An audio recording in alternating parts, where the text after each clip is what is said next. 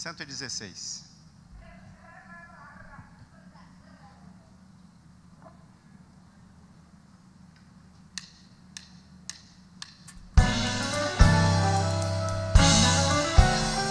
Som. Eu vagava pela senda de horror, oprimido pelo pecado e temor. Quando Salvador eu vi, sua terna voz ouvi, meu Jesus me libertou por seu amor. Livre estou, pela graça de Jesus, livre estou, livre estou, livre estou. Aleluia, pela fé, livre estou. Eu vagava Pela senda de horror, não pensando no amor do Salvador. Eu vagava sem ter luz, longe do Senhor Jesus, mas liberto hoje canto a Deus louvor. Vocês, vamos lá? Põe mais grave aqui um pouquinho. Mais grave.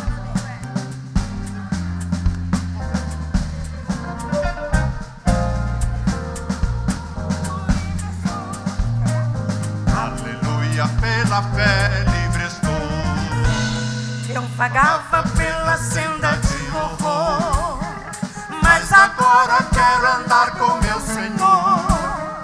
Quero ouvir sua terna voz e segui-lo sempre após. Glória seja dada ao nosso bom pastor. Livre sou, pela graça de Jesus.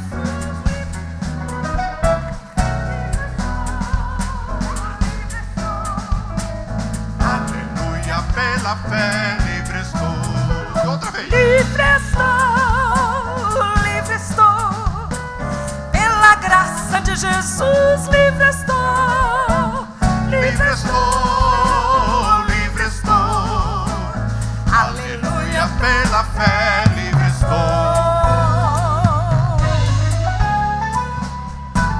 Lá no cantinho, vocês são muito bem-vindas, no nome de Jesus, amém? Glória a Deus. Vamos juntos, 157.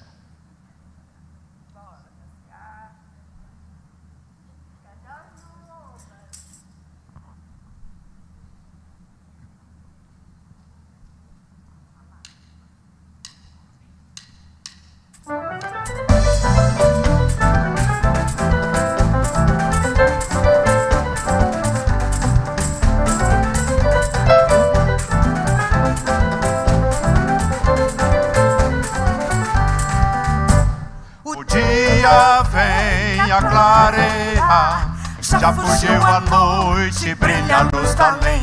Um grito soa a aprontar, Cristo em breve vem. Baixa um pouco a banda.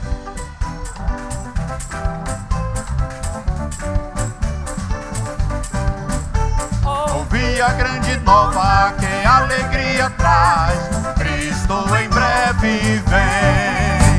Ó povos, tribos e nações, escravizados no pecado estáis, ó preparai os corações, ó porque demorais. Mais retorno.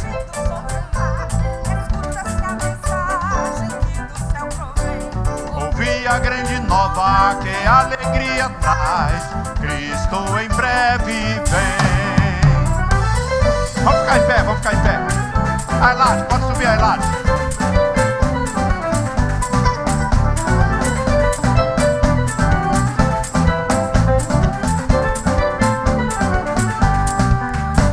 Da morte queiram acordar, trevas e pecados, ilusão de fugir. Em breve iremos encontrar Cristo que há de vir. Qual forte vendaval rugindo sobre o mar, escuta-se a mensagem que do céu provém. Ouvi a grande nova que alegria traz, Cristo em breve vem. Vamos lá! Qual forte vendaval rugindo sobre o mar, escuta-se a mensagem que do céu provém. Ouvi a grande nova que alegria traz. Cristo em breve vem. Qual forte vendaval rugindo sobre o mar. Escuta-se a mensagem que do céu provém. Ouvi a grande nova que alegria traz. Cristo em breve vem.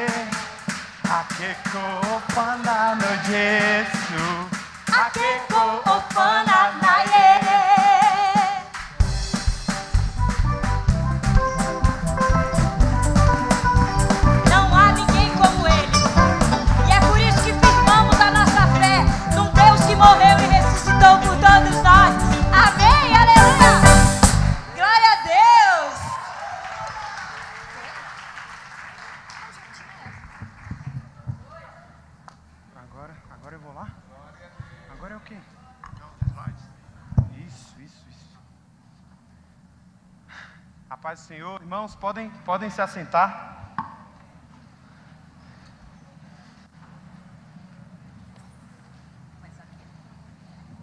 Pode colocar os slides aí na tela, por favor.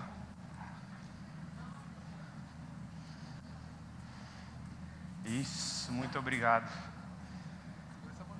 Irmãos, vocês conhecem essa bandeira aqui? Vocês sabem de que país é essa bandeira? Já está escrito, né? Está fácil. Mas vocês sabiam uma curiosidade sobre essa bandeira? Essa é a única bandeira que tem dois lados. Desse lado aqui tem esse símbolo e desse tem esse. É a única do mundo que tem dois lados. Amados, fizemos uma viagem maravilhosa para o Paraguai e eu quero compartilhar um pouco sobre essa viagem. Pode passar para o próximo aí. Essas aí que vocês estão vendo são as 3 missionárias que nos receberam ali e nos deram as instruções. A de camisa vermelha, perfeito, a de camisa vermelha é a Joyce Palomino, a de camisa verde é a Valquíria, que vocês já conhecem, nossa missionária, e a de camisa azul é a Cíntia.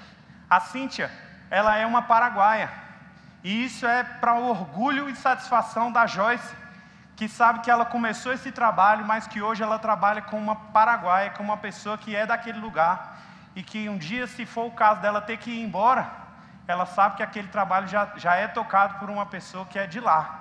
Então, eu acho que esse tem que ser o objetivo de qualquer missionário, você fazer um trabalho e colocar ele na mão de uma pessoa daquele país, para que o trabalho cresça através das mãos daquela pessoa. Amém? Tecovê é o nome da missão.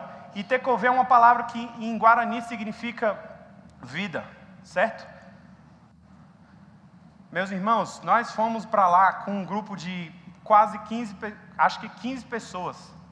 15 pessoas, então a logística para levar esse pessoal de um lugar para o outro era muito grande.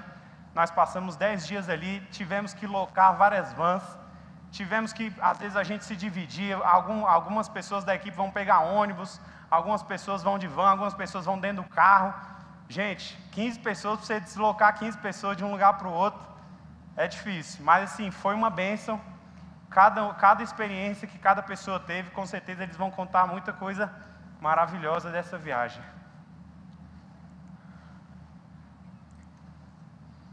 Me ajuda aí, Ian. Volta aí um slide, por favor. Irmãos, a aldeia Martírio foi uma aldeia indígena que nós visitamos ali no Chaco, uma região do Paraguai, uma região desértica. Desértica que eu digo assim, um calor tremendo, um calor absurdo. Os locais lá chegaram a dizer para a gente, olha, tem época do ano aqui que faz 60 graus. Absurdo, 60 graus. Eu falo, como é que esse povo não morreu ainda? Está tudo aqui. Mas nós tivemos ali a oportunidade de fazer um trabalho de saúde. Então a gente fez atendimento médico com as pessoas daquela localidade ali, porque o acesso deles à saúde é muito escasso, eles não têm quase nada ali no lugar onde eles estão vivendo. Pode passar a próxima. Além da gente fazer isso, tinha 2 pastores que eles faziam um aconselhamento bíblico na língua do Guarani, que é a língua que a gente chegou lá, a gente não conseguia falar nem oi, nem nada com ninguém, porque, imagina, você chega num lugar, a única coisa que você consegue fazer é sorrir e entregar alguma coisa para a pessoa, ajudar a pessoa a ir de um lugar para o outro. É isso que a gente estava fazendo lá. A gente estava levando as pessoas de um lugar para o outro, até o aconselhamento bíblico, depois para pegar um remédio. Mas a gente se sentiu muito feliz de estar ali com aquela equipe, porque por causa da nossa ida, foi possível fazer essa visita ali nesse lugar. Esses remédios aí, meus irmãos, que vocês estão vendo, são parte das doações que muitos daqui doaram. Muitos dessa igreja doaram, muitos das congregações doaram, muitas pessoas doaram. Nós tivemos vários remédios que nós pudemos atender aquele povo ali. E vários deles também ficaram ali para a missão, para outras brigadas médicas que eles vão fazer ao longo do tempo. Pode passar a próxima. E olha só, meus irmãos, eu quero contar uma bênção maravilhosa. Nós íamos ficar num lugar assim, que era meio sem uma estrutura, era só um forro, um telhado, e a gente ia dormir nesse lugar. E aí, quando chegou lá, aconteceu algumas coisas, a gente não conseguiu ficar nesse lugar. nós fomos recebidos na casa de um pastor. De última hora a gente ligou para ele, ele falou, pode vir com todo mundo, mais de 20 pessoas para entrar na sua casa. Você imagina o coração desse pastor, ele nos recebeu ali na casa dele, e algumas pessoas da nossa equipe dormiram dentro da casa, num ar-condicionado, meus irmãos. Olha só que bênção, meu Deus do céu, no meio de um deserto, algumas irmãs ali dormiram no friozinho, sabe, se cobrindo com cobertor. Gente, é surreal. Então foi uma bênção, realmente. Pode passar para o próximo aí. Nós participamos de um culto ali também, em uma igreja daquela localidade. Pode passar para a próxima. Nós, durante o tempo que estivemos ali, algumas pessoas da equipe muito habilidosas, a gente fez alguns reparos ali na base missionária deles, a gente ajudou, né, com algumas coisas que eles precisavam fazer ali. Pode passar para a próxima. Fizemos limpeza, a gente fez muita comida, então a comida era sempre por nossa conta, né? A gente, com o dinheiro que a gente investiu nessa viagem, eles compraram todos os alimentos e a gente é que preparava, a nossa equipe se dividia ali, a gente fazia a preparação, certo? Pode passar para a próxima. Amados, aqui é uma história muito legal, porque esse meu amigo, que vocês estão vendo ele do meu lado aí, esse jovem serviu comigo no navio. E para minha grande tristeza, quando ele voltou para a casa dele, eu comecei a ouvir cada história de que ele tinha se afastado de Deus, que ele estava longe, que ele estava assim, sabe, envolvido com tanta coisa, com drogas, sabe, assim, coisas absurdas que vocês não imaginam. E eu fiquei muito feliz porque ele nos visitou. Eu falei, nós vamos estar aí, por favor, nos visite, venha. E ele foi, nos encontrou, ficou com a gente uma semana inteira ali, foi muito ministrado. Deus falou demais no coração dele quando ele esteve ali no nosso meio, e para a glória do Senhor, ele voltou para os caminhos de Deus. Para a glória do Senhor, ele agora está engajado, quer ser um missionário, quer participar, quer vir para o Brasil, quer fazer missões. Então isso é tudo para a honra e glória do nome do Senhor. E aí vocês veem o pessoal também fazendo arrumação, a gente arrumou, né, um cômodo aí da base missionária. Pode passar para a próxima. E é isso, meus irmãos. Aguardamos você na próxima viagem. Essa viagem foi tão maravilhosa que eu vou te dizer a diferença dessa viagem para outra viagem missionária que nós tivemos. E eu já queria, inclusive, agora chamar minhas 3 amigas aqui. Eu quero chamar a Helena, a Aline e eu quero chamar a Lohane aqui para cima. E a diferença dessa viagem para outra viagem, meus irmãos, foi que o seguinte: na viagem que nós fizemos por Ribeirinhos, a gente trabalhou muito, a gente fez muito trabalho ali naquele lugar. E Deus, foi uma bênção, Deus usou a nossa vida ali naquele lugar, mas nessa viagem do Paraguai, por algum motivo que a gente não conseguiu entender, choveu demais naquele lugar, uma época do ano que não chove, e choveu muito, e a gente não teve a oportunidade de fazer tanto ministério, mas como Deus trabalhou na nossa vida. E agora eu quero chamar minhas amigas aqui, vem para frente um pouco, gente, vocês estão tímidas, pega o microfone aí.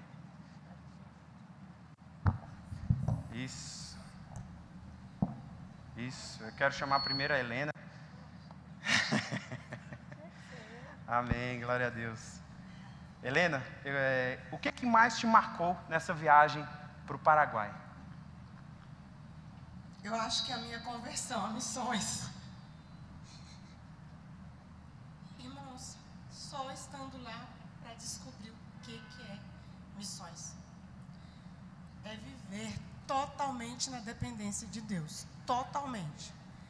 Então, ficar aqui e contribuir é ótimo, orar é ótimo, mas aqueles que se dispõem aí, vocês podem ter certeza, verdadeiramente eles estão na dispensação do Senhor, e a gente pode vivenciar isso ali, aqueles dias. Helena, o que você leva para a sua vida dessa experiência ali? O Senhor cuida de tudo, tudo. Nós passamos ali 2 dias numa imersão para aprender alguma coisa do Paraguai, da cultura deles e de como as coisas funcionam lá. E uma coisa nos foi dita: quando eu falar, não pergunta, obedece. Era assim que a Joyce falava. E nós estávamos programados para ficar acampados numa igreja. E o grupo do ônibus, chegou por último. E quando a gente chegou, foi assim, rapidinho, vambora, quem é de van na van, quem é de carro no carro, quem é de ônibus é de ônibus. E nós saímos. E ela disse, não pergunta. E eu não perguntei. Mas, depois, na base, num devocional, eu falei, eu posso perguntar por que a gente mudou de lugar? Ela falou, pode. Agora eu posso responder. Simplesmente o Senhor preparou um oásis para nós no meio do deserto. Amém. Um oásis. Irmãos, a gente foi para uma casa de 2 pastores que não nos conheciam, mas quando ficou sabendo que nós lá chegamos, nos recebeu, abriu as portas da casa com 2 freezers cheios de carne e falou, é tudo de vocês, mas nós não usamos a carne dele, mas a casa dele, nós usamos tudo, nós tomamos banho, nós dormimos, nós comemos. Então assim, se não Deus, quem faz isso, gente? Para pessoas desconhecidas. Helena, valeu a pena fazer o investimento? Você investiu o seu tempo, você investiu o seu dinheiro, valeu a pena para você? Foi tão barato para resgatar a minha alma, que vocês nem imaginam. Foi muito barato, porque ali eu descobri qual parte do corpo eu sou.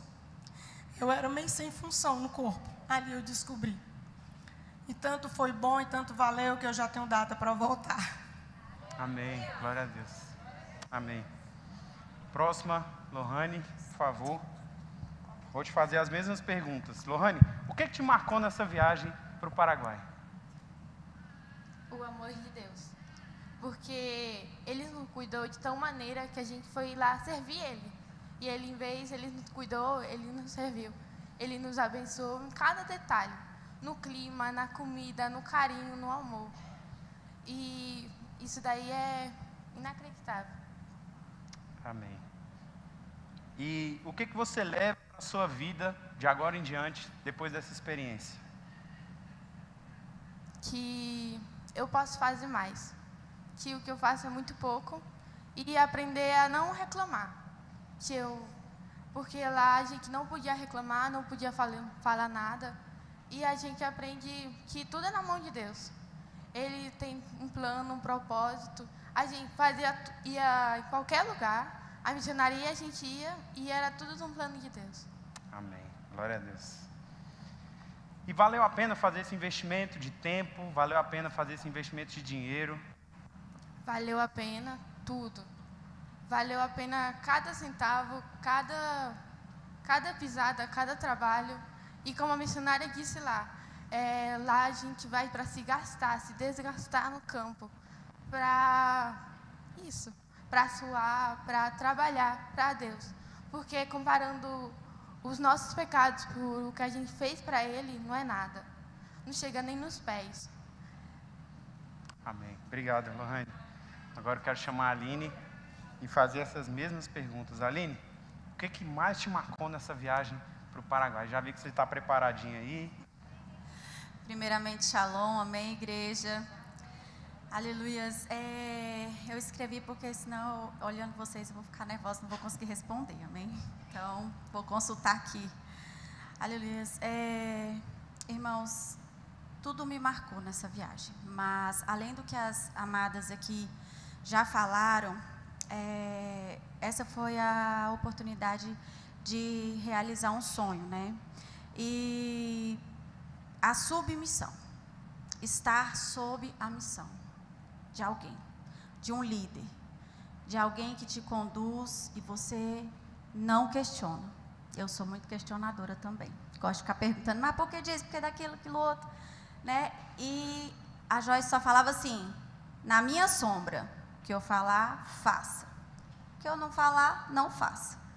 Então, isso é uma coisa muito difícil, né? Mas ali o Senhor nos ensinou a confiar. Ter uma fé e uma fé genuína, gerada no campo. Isso para mim foi primordial. Amém. Amém?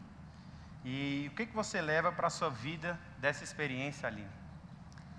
Irmãos, eu não sou uma pessoa egoísta, mas uma das frases que a Joyce também falava lá é que no campo tudo em nós fica exposto. Os nossos sentimentos, tudo vai assim de 0 a 10.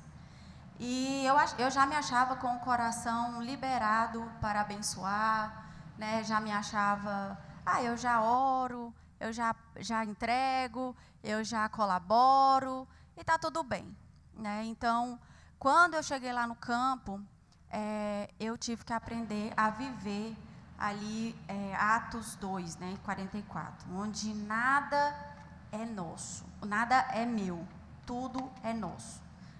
E isso para mim foi de extrema importância, e eu aprendi a dividir, ter mais empatia, né? E foi como foi citado hoje aqui pelo missionário, né?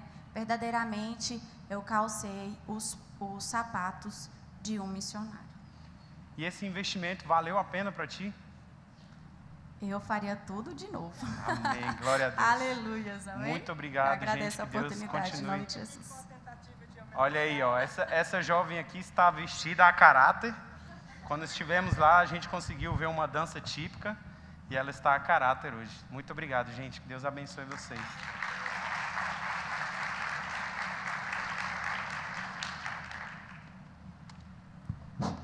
Vamos ficar em pé, vamos orar nesse momento.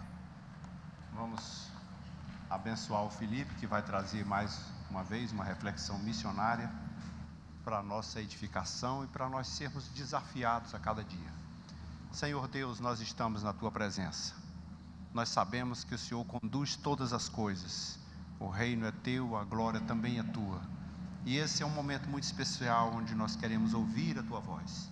Teu servo está diante de Ti, entrega a sua vida, seu tempo, sua dedicação, faz dele mais uma vez o Teu instrumento, para que a Tua palavra chegue ao nosso coração conforme a Tua vontade.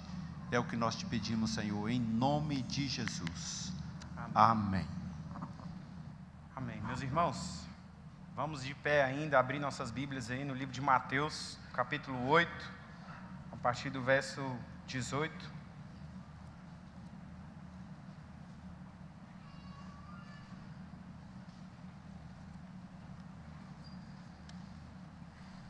Amém? Encontramos? Quem encontrou, diga amém. Amém, glória a Deus. Evangelho de Mateus, capítulo 8, verso 18, diz assim: Quando Jesus viu a multidão ao seu redor, deu ordens para que atravessassem para o outro lado do mar. Então, o mestre da lei aproximou-se e disse: Mestre, eu te seguirei por onde quer que tu fores. Jesus respondeu para ele: As raposas têm suas tocas e as aves dos céus têm os seus ninhos, mas o Filho do Homem não tem onde repousar a sua cabeça. E outro discípulo lhe disse: Senhor, deixa-me ir primeiro sepultar o meu pai. Mas Jesus lhe disse: Siga-me e deixe que os mortos sepultem os seus próprios mortos. Amém? Irmãos, podem se sentar, por favor. E, bom, como vocês viram aí, nós retornamos da nossa viagem. Voltamos ali de 10 dias, imersos naquela cultura, aprendendo o que dizer, o que não dizer, o que fazer, o que não fazer, como é a melhor maneira de você alcançar uma pessoa. E talvez uma das coisas que mais difere no trabalho que eles fazem ali do nosso, é que não existe essa coisa de evangelismo de impacto. Você precisa muito mais de relacionamento com as pessoas para que você possa alcançar o coração delas. Depois de 10 dias, vendo aquele trabalho, convivendo com as missionárias, a gente volta com o seguinte pensamento: será que nós somos realmente cristãos? Até que ponto nós estamos vivendo o nosso cristianismo? A Helena acabou de dizer que voltou de lá convertida para missões, convertida para a obra missionária. E o desejo do meu coração é que não só a Helena, mas toda essa igreja arda e queime por essa obra, que arde e queima no coração de Deus. E aí esse questionamento fica com a gente: será que nós realmente somos cristãos? Na verdade, tudo que nós fazemos, vamos fazer uma conferência missionária, vamos fazer um culto missionário, vamos fazer qualquer coisa que a gente faz, a gente quer gerar esse questionamento em você. Nós queremos fazer com que você pare e pense sobre isso. Eu sou realmente um cristão?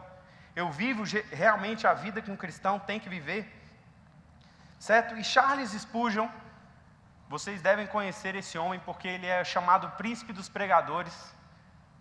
É um dos homens mais eloquentes, mais bem desenvolvidos na pregação, foi muito famoso, ganhou muitas almas para Cristo. Charles Spurgeon disse o seguinte: todo cristão, ou ele é um missionário, ou ele é um impostor.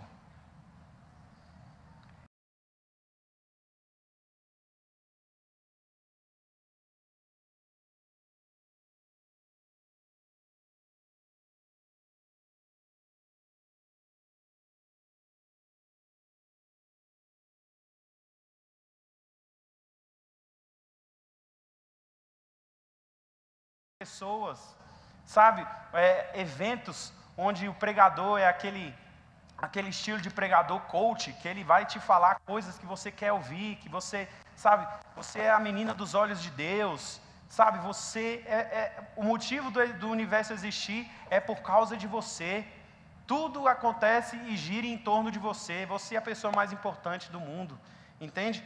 Então, hoje em dia, ser cristão, a gente já começa a ver que existe uma certa... O que é ser um cristão?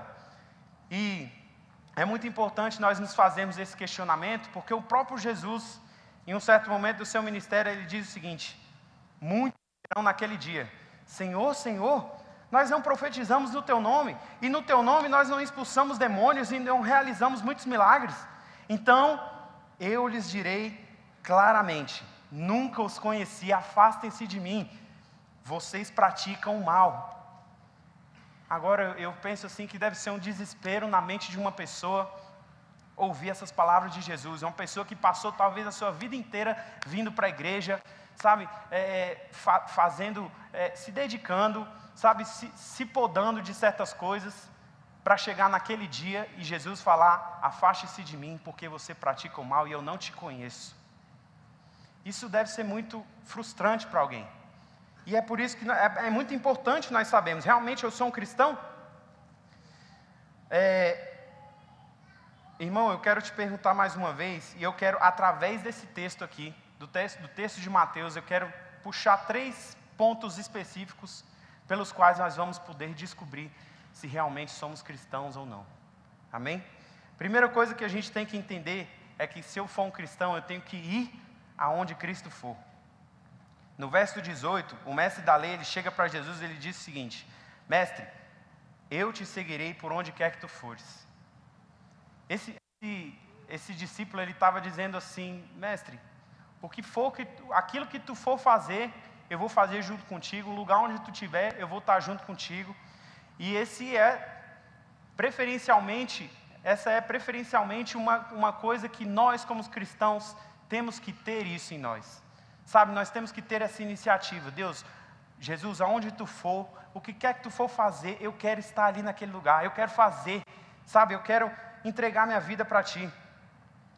Se a gente diz que nós vamos estar onde Jesus está, a gente assume a missão dele, nós estamos assumindo a missão de Jesus. Então veja bem, Jesus, certa vez, ele entra na sinagoga, e ele puxa lá o texto do livro de Isaías, ele abre aquele texto e ele começa a ler: o Espírito do Senhor está sobre mim, porque Ele me ungiu para pregar boas novas aos pobres, e Ele me enviou para proclamar liberdade aos presos e a recuperação de vista aos cegos, para libertar os oprimidos e para proclamar o ano da graça do Senhor. Jesus lê esse texto, ele fecha o livro e ele senta numa cadeira. Alguns estudiosos dizem que em toda a sinagoga existia uma cadeira especial. E essa cadeira era uma cadeira destinada ao Messias. Porque eles criam que em algum momento, quando o Messias viesse, ele ia entrar numa sinagoga e ele ia sentar naquela cadeira. Jesus senta na cadeira e diz o seguinte: hoje esse texto se cumpriu. E aí começou o burburinho das pessoas: meu Deus do céu, ele está dizendo que ele é o Messias? Jesus, não é possível que eu ouvi isso, não estou acreditando, Jesus falou que ele é o Messias? E aí é uma reação dos judeus, eles começaram a se perguntar sobre isso.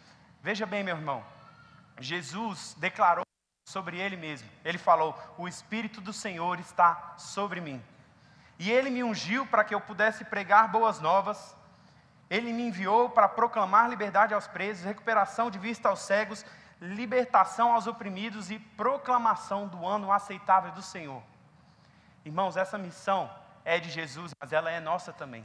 Porque esse Espírito que estava sobre ele, também está sobre cada um de nós. Se a gente vai lá em Efésios 1:13, o texto diz o seguinte: quando vocês ouviram e creram na palavra da verdade, o evangelho que os salvou, vocês foram selados em Cristo com o Espírito Santo da promessa. Irmão, creia nisso. O Espírito que estava sobre Jesus Cristo, o Espírito que ressuscitou Jesus Cristo dentre os mortos, ele está sobre a sua vida. Amém? O Espírito que ressuscitou Jesus Cristo dentre os mortos, ele está sobre a sua vida. A missão que era de Cristo é a sua missão. A missão para a qual você foi chamado foi para justamente fazer tudo aquilo que Jesus fez nessa terra. Certo? Fazer aquilo que ele fez. Então veja, a missão de Jesus era dar vista aos cegos. Quando está falando disso, nós estamos falando aqui, meus irmãos, que existem mais de 3 bilhões de pessoas hoje no mundo que estão cegas. 3 bilhões de pessoas no mundo não conhecem a Jesus, não sabem quem Ele é. Nunca ouviram falar. Elas estão caminhando, vendadas, às vezes correndo para um abismo. Elas estão correndo para um abismo. E nós temos a única palavra, nós temos a única coisa que pode tirar essa venda dos olhos deles, para que eles vejam o perigo para onde que eles estão correndo. As pessoas estão cegas, irmãos. Mais de 3 bilhões de pessoas no mundo nunca tiveram a oportunidade de ouvir o Evangelho.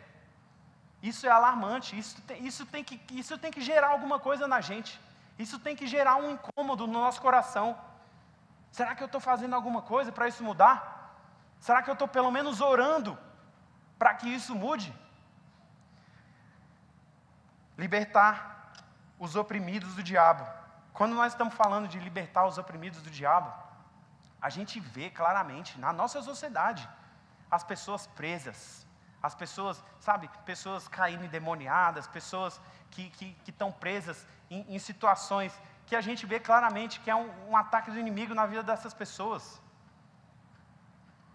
Em tantos outros lugares do mundo isso é muito mais claro. Você vai na África, que é um lugar onde as pessoas têm crendices, espíritos, elas acreditam em tudo isso, elas estão presas, oprimidas pelo diabo. Se tem um país em que eu vejo que está oprimido pelo diabo é o Haiti. Quando eu estive no navio, a gente visitou o Haiti. Irmãos, é opressão do diabo naquele país. Assim que a gente chegou naquele país, as pessoas falavam para a gente assim: o governo do Haiti foi entregue ao voodoo. O governo do Haiti foi entregue aos demônios. Então, quando você sai na rua, você tem certeza que você está no meio de uma batalha espiritual. Você tem certeza e a convicção que você está no meio de uma batalha espiritual. É um lugar oprimido, gente. É um lugar que desde... Vocês sabem que teve um terremoto em 2010. Até hoje as coisas estão destruídas lá. Sabe, é marca de bala, é guerra. Hoje em dia, o país... Nós oramos recentemente pelo Haiti. O país está dominado pelas gangues. Não existe governo, não existe lei, não existe nada. Só as gangues dominando, sequestrando pessoas, fazendo o que elas querem, roubando e matando. É opressão, é opressão. E nós, eu e você, temos o Espírito do Senhor sobre as nossas vidas, porque a gente pode fazer a diferença. Você não pensa por um segundo que a sua oração, quando você dobra o seu joelho, que você ora quebrantado por isso, que Deus não vai fazer alguma coisa por aquele país.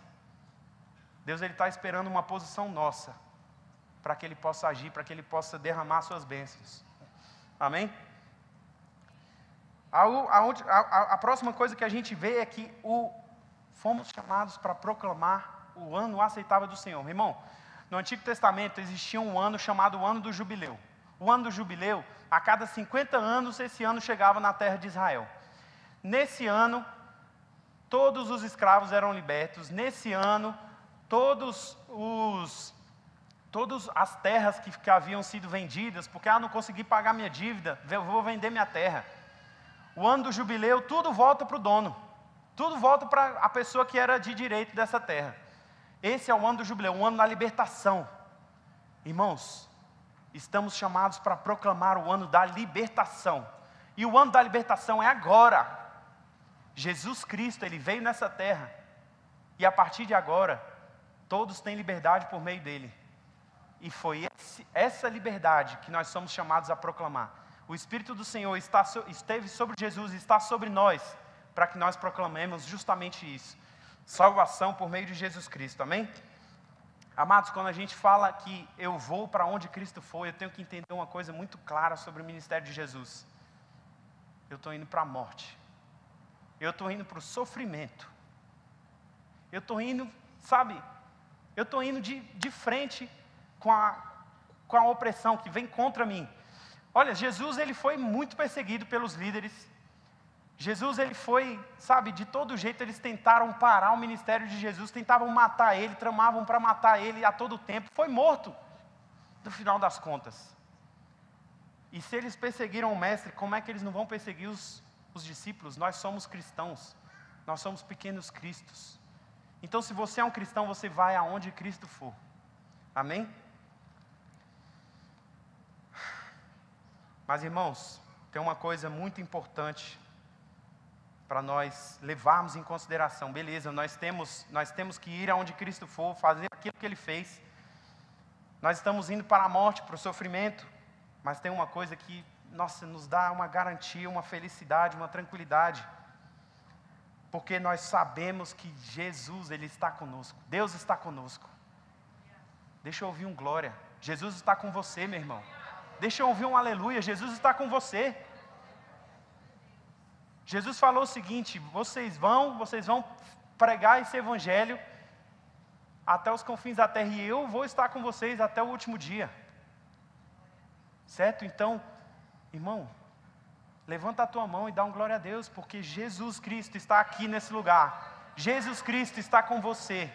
Você vai para as dificuldades, você vai para as lutas, mas Ele está com você. Além disso, tem uma coisa que, sabe, não tem comparação a gente falar aqui. Porque nós temos um destino eterno. Sabe, a gente não está vivendo para essa vida. Que coisa mais maravilhosa, para pensar sobre isso. Você não está vivendo 80 anos de luta e sofrimento. E isso é tudo, acabou, quando acabar aqui, acabou. Não! 80 anos de luta e sofrimento. E se você estiver com Cristo, você vai para a glória. Vida eterna com Ele. Sabe, ali não vai ter dor, não vai ter luta, não vai ter... E é isso que nós temos prometido para nós. Segunda coisa que você tem que entender como um cristão é: você precisa renunciar ao seu eu, assim como Cristo renunciou. Jesus vira para aquele mestre e fala o seguinte: as raposas têm suas tocas, as aves dos céus têm os seus ninhos, e o Filho do Homem, ele não tem onde repousar a sua cabeça. Irmãos, Jesus é o alfa e o ômega, o princípio e o fim. Jesus, ele é o Criador, e sabe, tudo é dele, por ele e para ele. Tudo que foi feito por causa dele. Jesus pega, ele abre mão de tudo isso, ele vem para a terra, ele começa o ministério dele, e ele vira para esse homem aqui e fala assim: eu não tenho onde repousar a minha cabeça. Essa é a humildade de Jesus. E é isso que a gente tem que entender, porque quando nós estamos falando do Evangelho, nós estamos falando desse tipo de abnegação. Abrir mão de nós mesmos, a tal ponto que a gente possa dizer isso. Eu não tenho, sabe, vamos pensar no missionário. O missionário, ele vai, ele faz tudo aquilo, ele abre mão da sua cultura, certo? Da sua família, dos seus amigos. É justamente aquilo que Cristo fez. Amados, os escribas e os fariseus, os saduceus, eles tinham um grupinho fechado deles. Sabe, eles eram um pessoal muito unido, assim, aquele grupinho deles. E eles estavam sempre juntos, eles era uma rede de segurança que eles tinham ali, entre eles. Aquele escriba, ele certamente olhou para o ministério de Jesus, e ele falou assim: gente, esse ministério é sucesso. Onde Jesus chega, uma multidão, junto a uma multidão, meu Deus do céu, é muita gente. Onde Jesus chega, é muita gente, e esse povo cura todo mundo, Jesus cura todo mundo, e todo mundo sai dando glória a Deus. É um ministério muito badalado.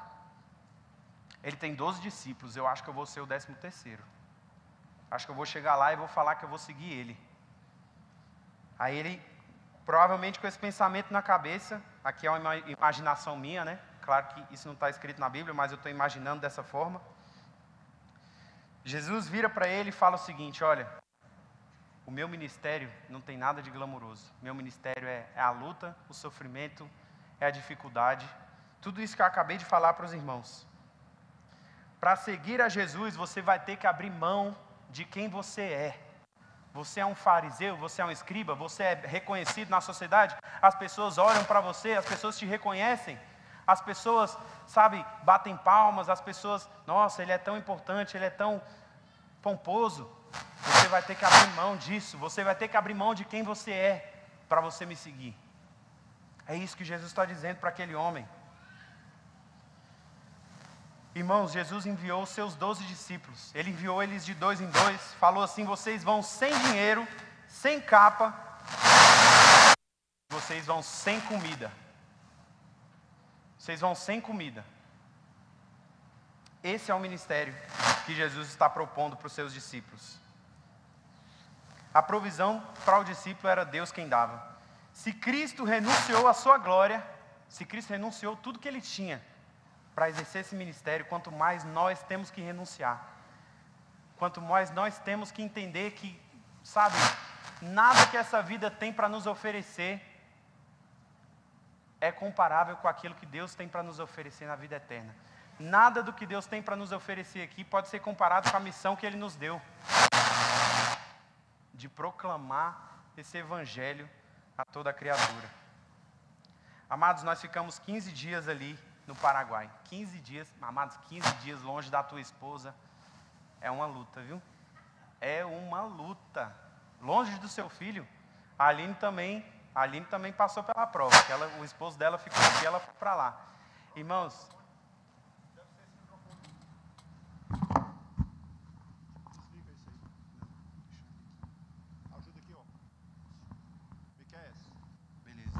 resolveu. Isso. Desliga aí. Irmãos, 15 dias longe da sua família é um negócio difícil. Você tem que abrir mão dessas coisas. E para eu explicar isso para ela? Quando ela sabe que tem viagem missionária, ela já fica agoniada. Não, por que você vai? O que você tem que ir nessa viagem? Sabe, isso é 15 dias. Imagina a pessoa que abre mão da sua vida inteira e vai para o campo missionário, meu irmão. A pessoa que abre mão de tudo. Então, isso é aquilo que Deus nos chamou para fazer. Se nós formos cristãos, nós temos que entender que temos que renunciar. A terceira coisa que nós temos que entender, irmãos, é que para ser um cristão, nós temos que ter os valores de Cristo. No verso 22, diz o seguinte: siga-me e deixe que os mortos sepultem os seus próprios mortos. Jesus vira para aquele homem e fala com essas palavras. E aí a gente pode pensar assim, meu Deus, será possível que Jesus está dizendo para a gente ignorar? Será possível que Jesus está dizendo para nós ignorarmos a nossa família? Será possível que Jesus está falando justamente sobre isso? Não, não tem como. Porque a gente sabe que a Bíblia não se contradiz. Certo? A Bíblia fala claramente que nós temos que honrar o nosso pai, honrar a nossa mãe. Mas Jesus não está ensinando a rejeitar a família. Jesus ele está ensinando que o ministério é agora, que não dá para esperar. Esse homem vem para Jesus, ele fala o seguinte: Jesus, deixa eu sepultar meu pai primeiro. Você para pensar, será que o pai daquele jovem, será que o pai daquela pessoa já estava morto? E ele virou para Jesus, deixa eu ir lá e sepultar, e eu já volto? Não. O pai daquele homem, ele era um idoso, era uma pessoa de idade, que ele tinha que ter os cuidados, tinha que ter alguém ali cuidando dele, certo? E ele vira para Jesus e fala assim: Jesus, quando meu pai morrer, pode ter certeza, você pode contar comigo, estamos fechados, estamos juntos, e eu vou participar desse ministério com você. Jesus vira para ele e fala: não é assim não. Você vai deixar que os mortos sepultem os seus próprios mortos. O meu ministério não pode esperar. O meu chamado para a tua vida, meu irmão, o chamado de Cristo para a tua vida, ele não pode esperar. E muitas vezes a gente coloca tanta coisa na frente do ministério, sabe? Às vezes a gente fala assim: não, eu vou ser um missionário, mas primeiro eu vou casar. Quando eu casar, aí eu vou para o campo missionário.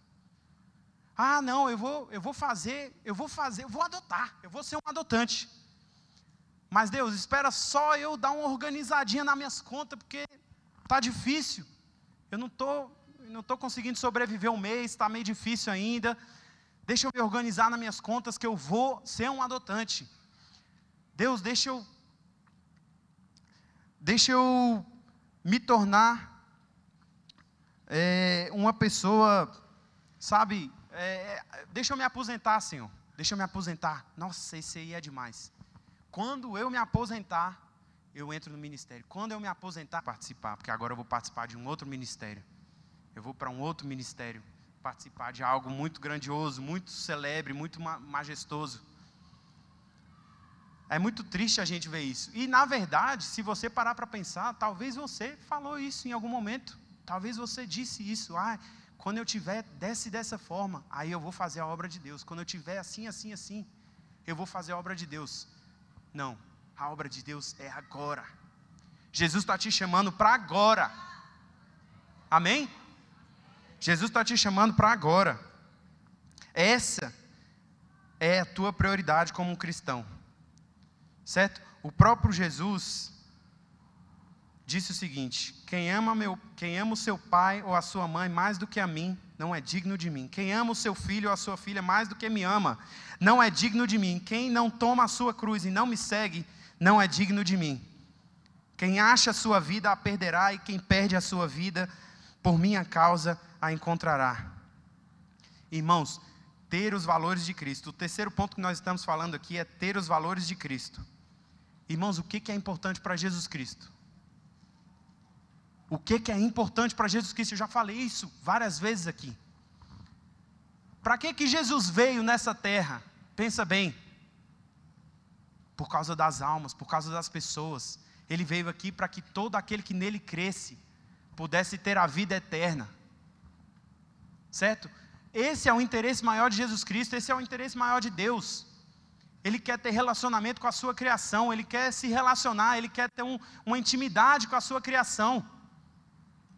Mas não dá, porque nós somos pecadores e Deus é um Deus santo. Não existe relacionamento entre um Deus santo e um ser pecador. Jesus veio por causa de nós. Jesus veio por causa de nós, mas não é só nós aqui da DGO. Jesus veio por causa do mundo inteiro. Jesus veio por causa daqueles 3 bilhões também que estão perdidos. Ele veio para eles também. Ele veio para cada ser humano desse planeta. Certo? E nós temos que entender que isso é o que vale para Jesus. Quando a gente entender isso, e que a gente tiver a mente de Cristo, nós vamos ter esse mesmo desejo. Nós vamos queimar dessa mesma forma que Ele queima, que Ele deseja, que Ele arde, querendo que os seus filhos voltem para Ele. A gente vai arder dessa mesma forma. Irmão, você é um cristão? Você tem que ter a mesma visão de Cristo, você tem que ter os valores de Cristo. Amém? Amados, você está disposto a ir aonde Cristo for? Você está disposto a renunciar a si mesmo como Cristo renunciou? Você tem os valores de Cristo? Ser um cristão pode parecer uma vantagem no nosso contexto, a gente já falou sobre isso. Sabe, pessoas famosas sendo cristãos. Mas quando você é realmente um cristão, e eu acho que nesse contexto aqui a gente não está vivendo isso ainda, mas acho que a gente está perto de chegar nisso. Existem alguns contextos que quando você se torna um cristão, você perde tudo. Você perde o seu direito como cidadão, você perde a sua família já te despreza, não quer mais saber de você. Os seus amigos, você já não tem mais amigos, porque os seus amigos te veem como um traidor. Sabe, no contexto muçulmano, existe até uma regra que está no próprio Corão, que diz o seguinte: se alguém se converter ao cristianismo, pode matar. E a gente vê os avós, os pais, contratando assassinos para matar os próprios filhos quando eles se convertem ao cristianismo. Então pensa bem, é para isso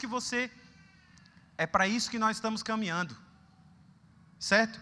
Então, às vezes, além de tudo isso que tem, nós temos que entender também que o diabo ele retalia demais, irmãos. O diabo ele retalia demais.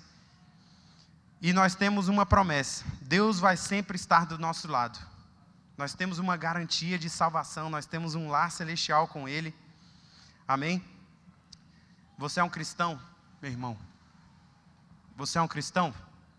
Então, anseie por esse maravilhoso dia, anseie pelo dia em que você vai estar com Cristo Jesus. Sabe, deseja esse dia com todas as tuas forças. Mas sabe, existe um texto de Apocalipse que diz o seguinte, olhei e vi, isso é João falando, olhei e vi uma multidão de todos os povos, tribos e raças, línguas e nações, com palmas nas mãos, e eles adoravam a Deus diante do trono. Amados, essa multidão já está acontecendo. No tempo de Deus, Ele já viu isso como algo que já aconteceu. Aí a pergunta que fica é, você vai estar lá? Você é um cristão, você vai estar no meio dessa multidão, adorando a Deus, no último dia? Você vai ter ajudado a trazer mais pessoas para essa multidão? Essa é a pergunta que eu quero fazer para os irmãos. Então, se você é um cristão, anseie por esse dia, porque naquele dia maravilhoso, ali não vai ter dor, não vai ter choro, não vai ter tristeza, não vai ter nada. E se você não é um cristão, eu quero fazer esse convite para você agora. Se você está aqui no nosso meio e você não é um cristão ainda, você não tem essa esperança que nós temos, nós aqui estamos cheios dessa esperança no nosso coração. Mas se você está aqui no nosso meio e você não tem essa esperança, eu quero te fazer esse convite. Eu quero te fazer o convite para você aceitar Jesus, confessar com a sua boca que Ele é o Senhor e ser salvo. Porque se você confessar com a sua boca e que Jesus é o Senhor e crer no seu coração que Deus o ressuscitou dentre os mortos, você vai ser salvo. Então nós vamos cantar agora, nós vamos falar sobre esse momento maravilhoso. E agora você tem essa oportunidade. Você já foi crente, você já esteve na igreja, mas você está afastado por algum motivo. Eu quero te chamar, eu quero te convidar. Vem para aqui, vamos orar, vamos nos entregar de novo para Jesus Cristo. Se acerta com Ele. Seja um cristão. Viva a vida cristã.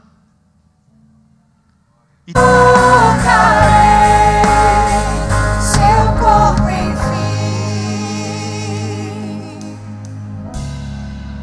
Glória a Deus. A igreja do Senhor, estenda as suas mãos para cá, vamos orar. Bendito Senhor. Aqui estão os teus filhos, tuas filhas que se prostram diante de ti, Senhor, clamando pela tua graça, pela tua misericórdia, pelo teu amor, pelo teu perdão. Que esse seja um momento de transformação de vida, que seja um momento de encontro verdadeiro com a tua pessoa bendita, um momento que mude completamente essa história. Que acima de todas as coisas, o teu nome seja glorificado, Senhor. Toma as tuas filhas agora em tuas mãos, para a honra e glória do teu nome, e abençoa, que os seus nomes estejam vivos no livro da vida, para todo sempre, em nome de Jesus.